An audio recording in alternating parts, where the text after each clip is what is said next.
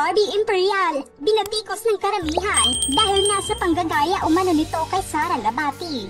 Esther Labati, may reaksyon sa isyung ito. Ito ang buong istorya.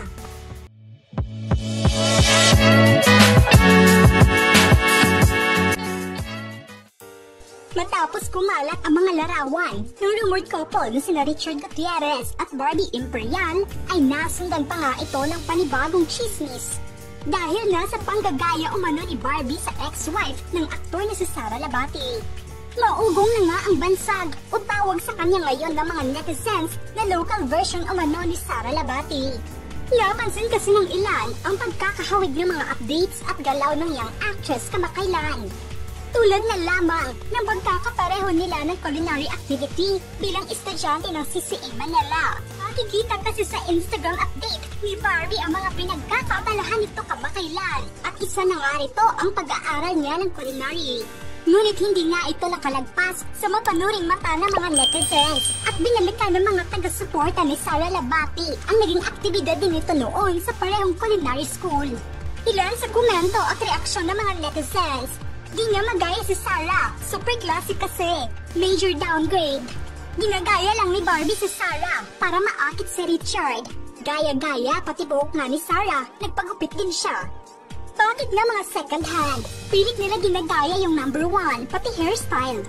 Dahil dito, may reaksyon naman ang ina ni Sara na si Esther Labati tungkol na sa isyong ito.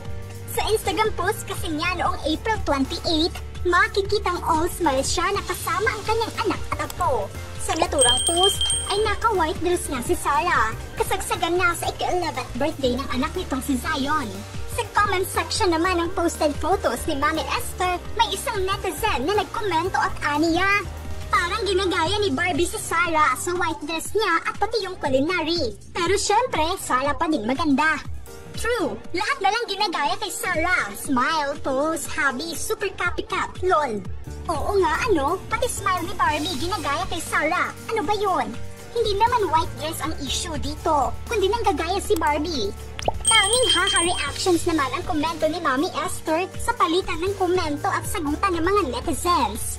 Tila silang ayunan nga nito ang pansin ng karamihan na ginagaya nga ni Barbie ang kanyang anak. Wala mang direktang pahayag ito ay halata naman daw sa reaksyon niya na natawa nga ito sa pagtawag nilang gaya-gaya di umano si Barbie. Wala pang direktang komento ang kampo ni Barbie tungkol dito. Bukod sa MS-block ni Oji Diaz, kamakailan, galing na sa kanilang source ay hindi umano third party si Barbie sa hiwalayan ng mag-asawang Sara at Richard. At wala umanong overlapping sa usap-usapang relasyon ngayon ng aktor kay Barbie at hindi umano nang himasok ang young actress sa buhay ng mag-asawa. Ngayong taon lang din daw nagkapalagayan ng loob ang dalawa kung saan nakaraang taon pa opisyal na kinumpirma ng mag-asawa ang hiwalayan nila. So sa pangungopia naman ni Barbie ay inalmahan nga ito ng mga fans ni Sara at anila. Sobrang layo umano nito sa ganda at pagiging klase ng idolo nila. Kahit lang daw anong gawin nito ay mas maganda pa rin ito. Negatibo nga ang puna ng karamihan kay Barbie ngayon.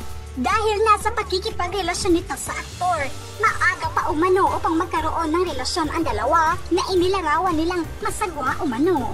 Kaya marami sa mga fans ng aktres ay nakatutok ngayon sa bawat galaw ni Barbie.